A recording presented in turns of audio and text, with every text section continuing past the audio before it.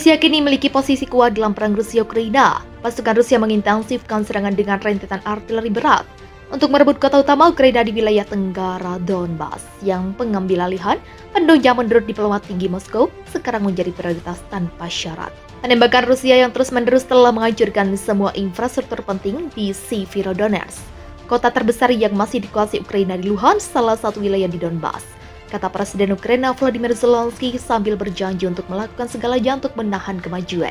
Sekitar 90% bangunan rusak, lebih dari 2/3 perumahan kota telah hancur total. Tidak ada telekomunikasi, katanya dalam pidato yang disiarkan televisi.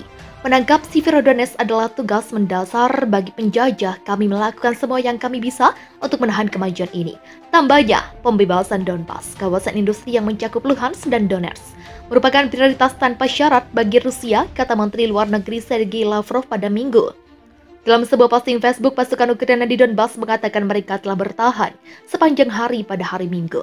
Pasukan Rusia menembaki 46 komunitas di wilayah Donetsk dan Luhansk, menewaskan sedikitnya 3 warga sipil, melukai 2 lainnya atau menghancurkan atau merusak 62 bangunan sipil. Penembakan Rusia juga berlanjut di beberapa wilayah seperti Novy Buh di Mykolaiv dan Sami. Dewan Kota di Novy Buh di wilayah Mykolaiv di Ukraina Selatan mengatakan di saluran telegramnya bahwa serangan rudal Rusia telah menyebabkan kerusakan besar di pusat kota. Pertempuran untuk Severodonetsk yang terletak di tepi timur sungai Donetsk Riversky menjadi sorotan saat Rusia meraih kemenangan lambat tapi solid di bagian negara yang dekat dengan perbatasan Rusia. Setelah gagal merebut ibu kota Kiev pada fase awal perang, Rusia berusaha untuk mengkonsolidasikan cengkeramannya di Donbas, yang sebagian besar sudah dikendalikan oleh separatis yang didukung Moskow. Rusia telah memusatkan daya tembak yang besar di daerah kecil, kontras dengan fase konflik sebelumnya ketika pasukan Rusia sering tersebar tipis, menghantam kota-kota dengan artileri dan serangan udara. Sementara itu, pemerintah Ukraina mendesak Barat untuk menyediakan lebih banyak senjata jarak jauh untuk mengubah gelombang perang, yang sekarang memasuki bulan keempat. Zelensky menyuarakan harapan bahwa senjata akan diberikan dan dia mengharapkan kabar baik dalam beberapa hari mendatang. Para pejabat AS mengatakan sistem senjata semacam itu sedang dipertimbangkan secara aktif. Analis di Institut Studi Perang di Washington mengatakan Rusia masih belum berhasil mengepung Severodonetsk dan para pembela Ukraina telah menimbulkan korban yang menakutkan pada mereka. Pihak Ukraina sendiri mengalami kerugian serius, baik warga sipil maupun kombatan.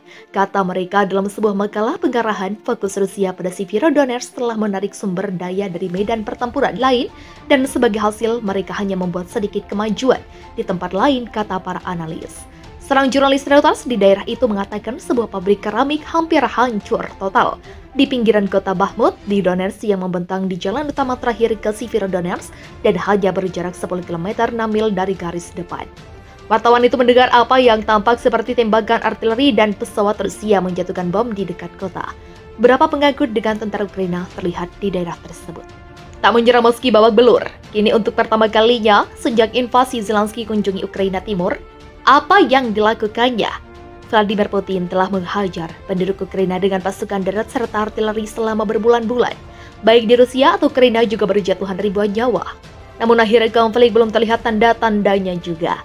Meskipun Ukraina banjir dukungan negara barat, negara pimpinan Volodymyr Zelensky itu tetap berada dalam kesulitan. Melansir Kompas.com pada Minggu 29 Mei 2022. Zelensky mengunjungi wilayah Ukraina Timur yang dilanda perang untuk pertama kalinya sejak invasi Rusia. Dia melakukan perjalanan ke wilayah Kharkiv, tempat Moskwa mundur dalam beberapa pekan terakhir. Kantor Kepresidenan Ukraina memposting video di Telegram yang menampilkan Zelensky tengah mengenakan rompi anti peluru dan diperlihatkan bangunan yang hancur parah di Kharkiv dan sekitarnya. 2.229 bangunan telah dihancurkan di Kharkiv dan wilayah tersebut. Kami akan memulihkan, membangun kembali, dan menghidupkan kembali di Kharkiv dan semua kota dan desa lain tempat kejahatan datang, kata posting tersebut dilansir dari AFP.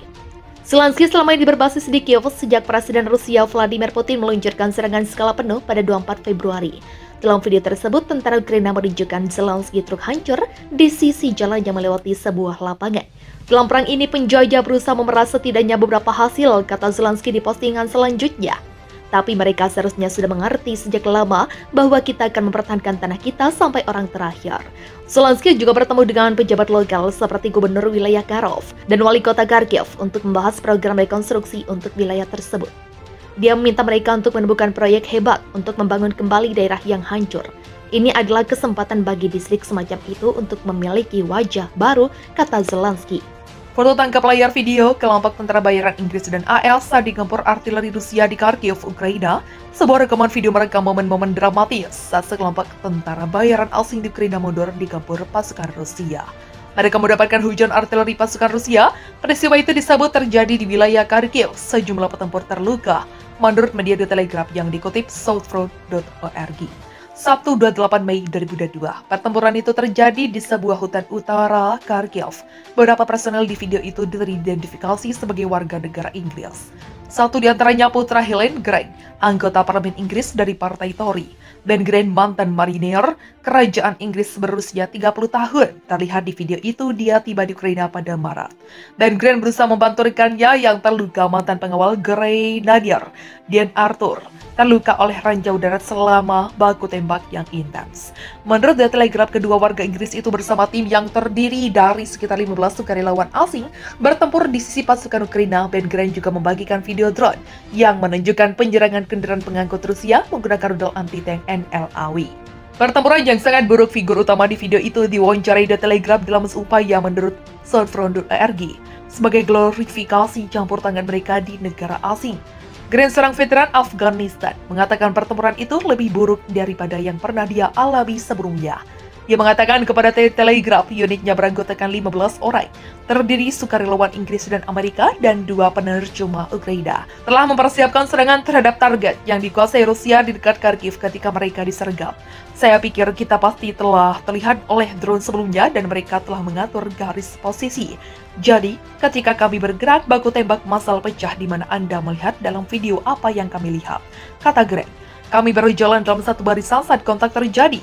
Diano berada di ujung tim saya. Ketika dia berlutut, kami menembak menendangkan kepala dan menembak mereka. Saya ketakutan tetapi terdorong menyelesaikan tujuan terpenting saya, yang pada saat ini membuat dia dan tim saya keluar dari bahaya. Lanjutnya, yang sangat takutkan keterbatasan saat mencoba menyeret seseorang ketika saya tidak bisa menarik senjata saya, sementara ada helikopter serang di atas dan tank yang menembak melalui hutan. Itu tidak nyata, saya tidak pernah mengalami hal seperti itu, dan hidup saya tuturnya.